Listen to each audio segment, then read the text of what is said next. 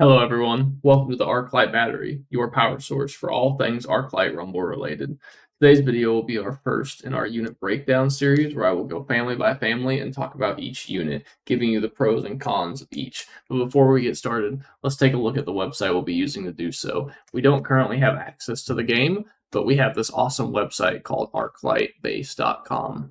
It gives you builds, which you can make a profile and submit for yourself, or just look at ones that other players have submitted. Or you can go to the miniatures tab, which gives you this nice little function of seeing all the miniatures available in the game. You can filter by name, so we could just search for something. If we search for chickens, we find angry chickens.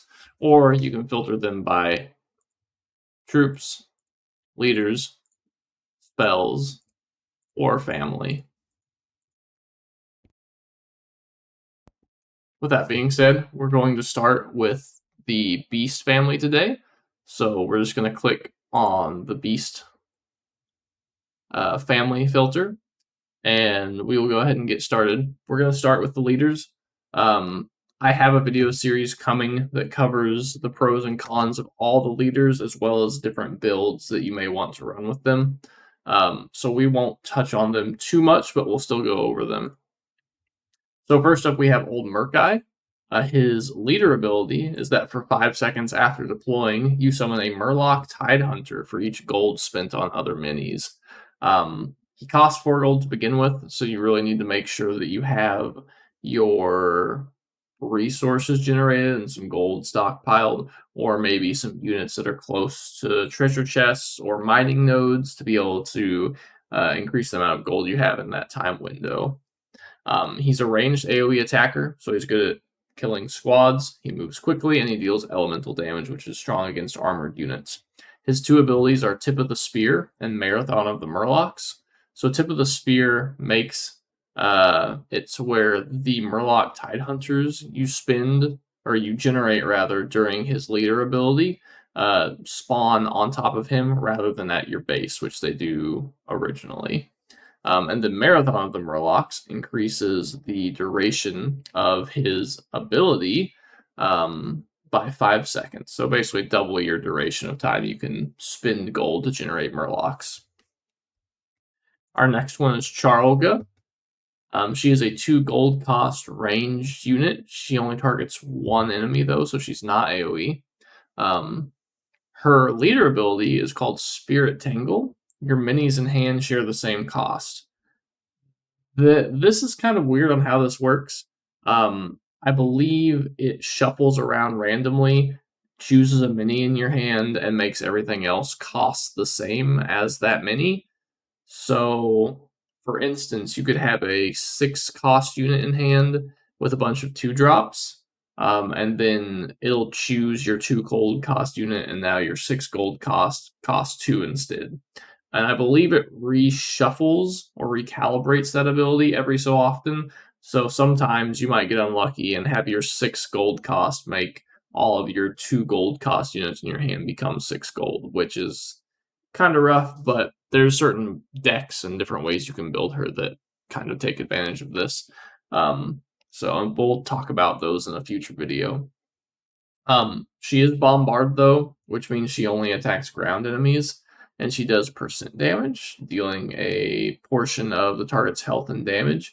But her attack also roots her enemies, which are pretty good. Being able to hold down a tank and having the minis behind your opponent's tank move past their tank is really good for you.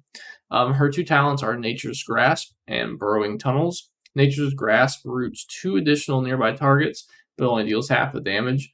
So that's crowd controlling or rooting 2 additional units for a total of 3, which is really nice. And then her Burrowing Tunnels talent gives her Unbound. Unbound is really strong in this game. It just means that you can place the unit anywhere on the map. Generally, you can only place units at your starting base, captured ballista towers, or summoning stones. So being able to place a unit wherever you want to is a very good ability. Moving on, we have Hogger. He's a 4 gold cost melee unit that deals an AoE, basically a cleave attack. His ability, however, is Relentless. His movement and attack speed increase by 35% each time he is played, which is very strong. However, this does cap out at, I believe, it's either 3 or 5 stacks. So he doesn't scale infinitely, sadly. His 2 talents are called Hamhawk and Spoiled Meat. Hamhawk makes it to where Hogger also gains 10% max health each time he is played, which makes him a pretty solid tank once you've got him cycled through a couple times and you've played him a handful of times. And then Spoiled Meat gives him the Poison trait. This Poison trait is pretty strong, as Poison is just a stacking dot on an enemy. And especially with him getting 35% increased attack speed each time you play him, it can really ramp up the poison pretty quickly. Next, we have Angry Chickens. This is the 2 gold cost squad of chickens. They each have 25 health and deal 40 damage. They're very squishy. They're not great. We have some people that have used them in builds and they're fine, but they're nothing that's like crazy build defining. They are fast, so they move across the map quicker than other units. But once again, they're pretty squishy. Anything with an AoE attack, anything with a cleave, a spell like Chain Lightning will just instantly kill them. They have 2 abilities though, which are really nice, or talents rather. One is Sacrifice, where nearby beast allies can consume a chicken to heal themselves. We haven't really seen that work yet in game. It's still pretty buggy from what I've heard and what I've seen and what I've been told, where basically any of the units can eat them and then they make other units that are not the chickens be eaten. It's really, really strange. So we haven't really gotten to test that yet. And then Walking Crate, it deploys a protective crate that the chickens start in, and when the crate is destroyed, the chickens emerge. This kind of helps with getting the chickens in range of what they need to attack, because if they encounter like a giant 6 gold cost tank, they'll kill it, but they need to get there first and not die to AoE. So that crate kind of helps a little bit. Not a great unit, not a horrible unit. Probably somewhere low to middle of the pack. Next, we have Null Brute. He's a 3 gold cost tank who has a cleave attack, so his melee attacks do an AoE.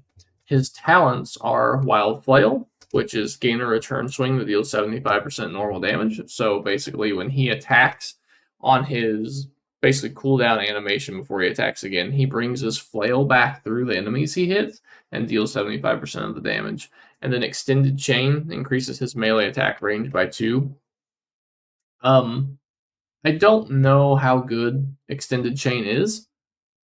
Maybe it's good for getting the first hit in before the other melee unit rather, gets into range of him. But being that he's a tank, I don't think that matters too terribly much. I don't think it will actively increase his attack range enough that he'll hit ranged units behind whatever he's tanking. This is kind of like a starter unit. He's fine. He's nothing special, kind of like the chickens. But he's okay. The next unit we have is Harpies. It's a squad of 3 Harpies for 3 gold. They're not necessarily squishy. Actually, let's back that up. So the Harpies are pretty squishy, but being 3 of them makes them pretty good. They also have 3 talents, which one of them is fantastic. It's called Trinket Collectors. They gain the minor trait, but require 1 additional gold to deploy. That 1 gold is pretty much offset by them being able to mine gold. The only unit in the game, well, I guess there are 2 units. One is the Kobold, which is in every deck. It costs 1 gold, and it has the ability to mine gold, or the Dark Iron Miner, but we'll get to him when we go over Blackrock. Other than that, this is one of the only other units that can mine gold with that talent. It makes them very good, very valuable. Being that there's 3 of them, they mine the gold faster if the gold node has 3 gold in it. You can also talent them with infectious swipes, giving them poison. That's a fantastic talent as well. Being that there's 3 of them, they stack up poison pretty quickly, especially if they're left unchecked. Great talent overall. And then they have the talent called Talon Dive, which deals double damage on the first attack. All 3 of these talents are pretty fantastic. This is a unit that you see a lot in a lot of the top PvE meta decks and PvP as well. 3 gold for a squad of 3 harpies that are fast, that have poison or deal double damage on their first attack, or 4 gold for harpies that can mine. Fantastic. Great unit. A lot of people will probably use these. Next, we have Murloc Tidehunters. They are a squad of 2 Murlocs that are ranged and cost 2 gold. They're fast, which means they go down the battlefield quickly. And they have 2 talents. One is Safety Bubble, which deploys with a bubble that blocks the first attack. That's pretty solid against certain things. There are some units like the Drake, which once again is in Blackrock, and we'll get to that unit when we cover the Blackrock family. But they have pulsing AoE attacks, basically. They just breathe fire, and it just ticks every half second or so. The Safety Bubble doesn't do much against that because the first tick breaks it and the second tick generally one-shots them, depending on the level discrepancy. But it's really good against things that are slow and hit hard. The second talent is called Careful Aim. It gives them 2 range. It's not like amazing, but it's not bad. This allows your Murlocs to be able to attack things further out. Maybe gives them an extra attack on certain units. Maybe 2 extra attacks. Not bad talents. Pretty good 2 cost unit. Next, we have the Prowler. It's a fast melee tank, so it sprints down the lanes pretty quickly. So if you have a push going that is missing a tank, and you need to get one there fast, this guy's not bad at it. He can run down the lane and catch up pretty quickly. He's got 2 talents. One is called On the Prowl. He gains stealth, and he stuns the target when attacking from stealth. Stuns in this game are pretty good. And being in stealth is also nice because it means he doesn't get hit while running in. Predatory Instincts is his other talent, and it deals double damage to enemies at full health. Not bad, not terrible. He's also kind of just a middle-of-the-road unit. Some people use him, some people don't. He's kind of okay. This unit, Quillbore, this is probably hands down the best unit in the game. He costs 2 gold. He is a tank. He has resistant, which means he takes 50% less damage from elemental attacks. He is unbound just innately, so you can play him anywhere on the map, and that's not even counting his talents. His talents, one is Quill Spray. He periodically deals damage to nearby enemies when taking damage. That's pretty good. Currently, it hits air units. We're not sure if that's intentional or if that's going to stay, but even if it doesn't, it's fantastic. And then Tunnel Vision is a second talent, which makes him deploy more quickly. This unit is absolutely insane. He can do so many things.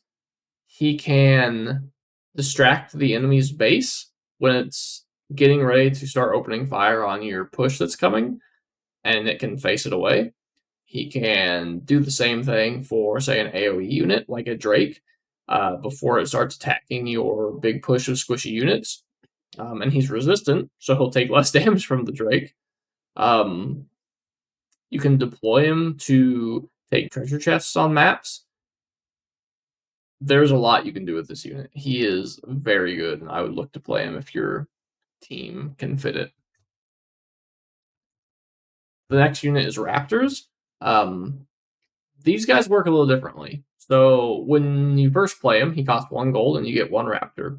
And then after that, the card will stay in your hand and it will become 2 Raptors for 2 gold, and then 3 Raptors for 3 gold, and then it cycles back into your deck. If you play a unit in between playing the first and second or the second and third use of these, then they'll also cycle back into your deck. So they're not stuck in your hand forever. So you can play 1, or you can play 1 and then 2, or you can play 1, then 2, then 3. They're pretty good. They're fast. They're also they're kind of squishy. They're not too bad. And they have 2 talents. One is Strength in Numbers. They deal 10% more damage for each Raptor ally nearby, which is pretty good when you can summon up to 6 of them. And then Fast Food. On kill, heal a small amount of damage. That heal is probably not crazy. They don't have a ton of health to begin with, and a small amount isn't really great. If it adds an extra hit that they can take, then it's a pretty good talent. If it's not, then, or if it doesn't add that extra hit rather, then it's not super great. So it will kind of just depend on what you're doing and your level discrepancy. Our next unit is Spiderlings. They are a 2 gold squad melee unit.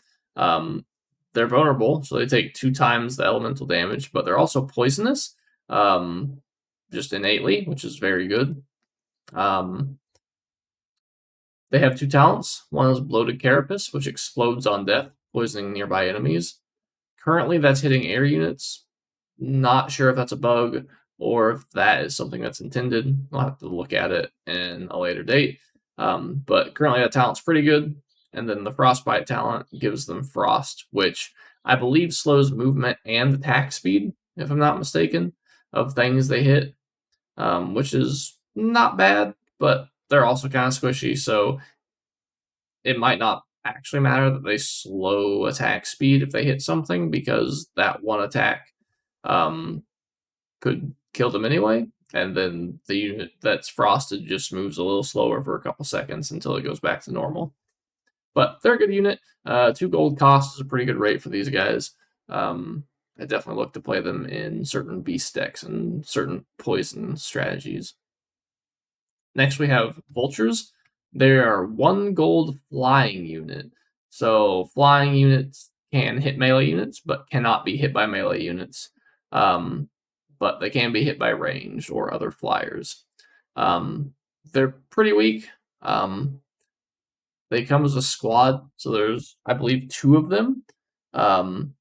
But they have an ability called Carrion, which means when they specifically kill something, so they have to deal the killing blow, they spawn another one next to them. This is okay. For 1 gold, they're a pretty good rate for a flyer that can get out of hand if they're not dealt with, but any form of AoE will generally kill them. So the fact that they spawn another vulture where they are already at isn't great for that. However, they have a talent called Feeding Frenzy,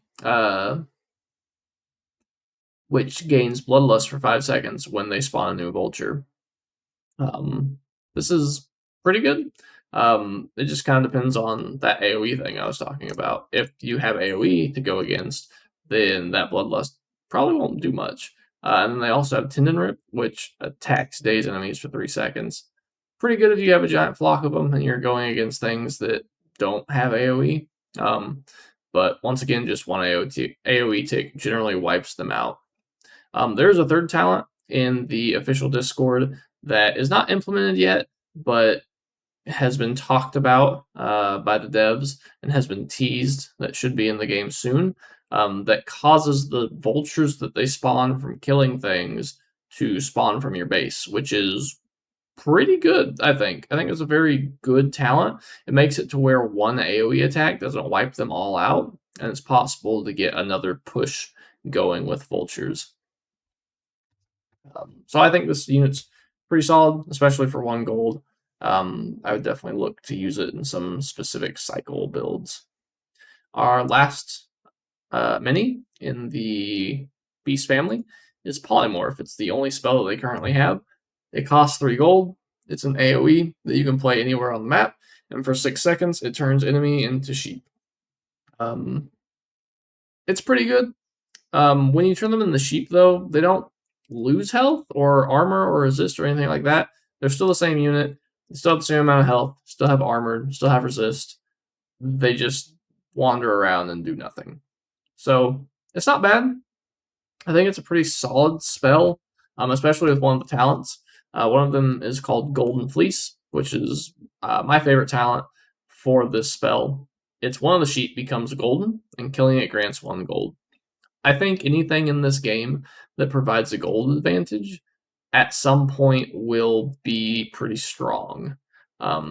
This is just 1 gold, so it's not crazy, but once again, I think any form of gold advantage you can get, whether it's in PvE or PvP, I think is very good for you.